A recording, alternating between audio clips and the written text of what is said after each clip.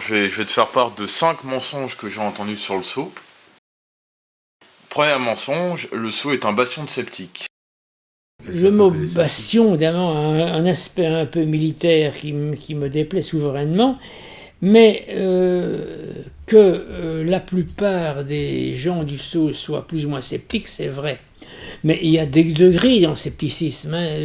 Je ne pense pas qu'il y ait au sceau des gens qui disent les ovnis, ça n'existe pas, ça ne peut pas exister. Non, des gens qui disent par contre, oui, il y a énormément de cas qui ont été avalés comme ça, alors qu'ils n'en valaient pas la peine. Oui, qu'il y a des gens qui doutent, ça, certainement. D'ailleurs, si on veut utiliser correctement le vocabulaire, le sceptique, c'est celui qui doute, qui s'interroge. Considérer les sceptiques comme des négateurs, c'est un affront à la langue française, parce que ce sont deux mots qui ont un sens différent. Parce que le négateur, ça c'est un nom, ça n'existe pas, ça ne peut pas exister. Bon, nous, personne, à ma connaissance, ne dit ça au sceau. Ce sont des gens qui, pour la plupart, ont cru à fond aux ovnis, et qui peut-être, et même probablement pour certains d'entre eux, doivent regretter finalement que tant de cas aient pu être élucidés, parce que les ovnis, quand même, ça fait rêver, quoi. Donc, je pense que certains, on ne peut pas dire qu'ils tournaient Kazakh, comme je disais tout à l'heure, ils ne se sont pas un jour réveillés en disant « Bon Dieu, mais c'est bien sûr, les ovnis n'existent pas ». C'est quelque chose qui s'est fait de manière graduelle et qui n'est pas irréversible. Si demain on nous, enfin moi en tout cas, si demain on nous présente un cas ovni réellement solide, ben j'accepterai, ne fût-ce que provisoirement, parce que chose qui peut sembler inexplicable aujourd'hui sera peut-être expliquée par la science dans 10 ou 15 ans. Donc il faut toujours garder l'esprit ouvert, dans les deux sens. Il ne faut pas dire a priori, bon, les ovnis ça ne peut pas exister, ou l'inverse, les ovnis c'est certain que ça existe. Non, je crois que le sceau, en tant que sceau, n'a pas d'opinion. Ça, c'est le point principal, que le sceau recueille toutes les archives qui touchent de près ou de loin aux ovnis, quelle que soit leur origine, quelle que soit l'opinion de leur auteur. Le sceau, en tant que tel, n'a pas de position sur les ovnis. Bien, mais alors s'il y a une majorité de gens plus ou moins sceptiques au sein du sceau, c'est pas notre faute. Si un bon croyant veut se joindre au sceau, il sera accueilli à bras ouverts. Il n'y a aucune. Mais tout ça, les gens enfin, les bons croyants, ceux dont la foi aux ovnis demeure intacte, comme pour eux le sceau se trompe, le sceau va trop loin vers le scepticisme, ils nous cherchent des poux, évidemment, oui, un tel il a fait ceci, un tel il a fait cela, un tel est bien connu pour être un négateur, etc. Ils fantasment, ils ont une vision fantasmée du sceau. C'est pas le vrai sceau. Le sceau détruit les archives des croyants. Je n'ai jamais vu quelqu'un du sceau détruire quoi que ce soit. Au contraire, Gilles Durand insiste toujours, et il a parfaitement raison, que le sceau n'a pas à trancher sur la valeur d'un document. C'est pas son boulot. Le sceau accumule les documents et ce sera aux gens qui l'étudieront, que ce soit des ufologues ou des sociologues, des psychologues, des anthropologues, ce sera à eux qui seront mieux qualifiés pour trancher. Mais nous, on rassemble les archives, on les rend visibles, lisibles, puisqu'ils seront en archives nationales ou départementales déjà pour certains, et que, sauf exception rare, si, par exemple, dans un compte-rendu d'observation, l'enquêteur dit le témoin est complètement fou, ça on ne peut pas laisser passer parce qu'on sera attaqué en justice. Là, c'est de la diffamation. Donc, sauf si le qualificatif accordé au visionnaire est déprécié, il dit c'est un imbécile, c'est un fourbe, etc. Bon, là évidemment, on doit s'abstenir de mots pareils, mais le sceau, en tant que tel, ne prend jamais position sur la valeur d'un cas. C'est aux utilisateurs de décider, oui, ça a l'air sérieux, ça n'a pas l'air. Nous, non.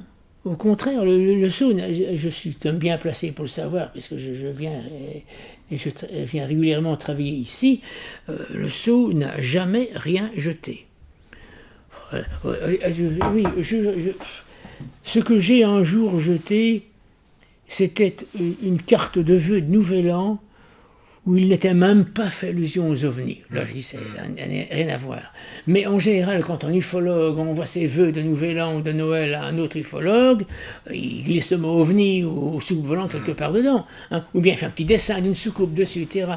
Donc ça, alors, dès qu'il y a une allusion, si faible soit-elle, aux ovnis, là, on garde. Mais si c'est un document, il dit bonne année, mon cher Intel, bon. S'il n'y a pas le moindre mot touchant de l'ufologie, dans ce cas-là seulement, on va liquider encore. Hein. Je ne suis pas sûr que le Gilles le liquiderait. Moi, oui. Si dans une carte de vœux de Nouvel An, il n'y a pas le moindre allusion à soucoupe ovni ou extraterrestre, là, non. Là, je ne garde pas. Mais ce sont des cas, c'est une infime partie, une très infime partie dans la plupart des cas, quand un ufologue envoie ses vœux à un autre ufologue, il y a une petite soucoupe sur la carte. Hein, bon. Et dans ce cas-là, on garde. Le sceau travaille pour le gouvernement. Non.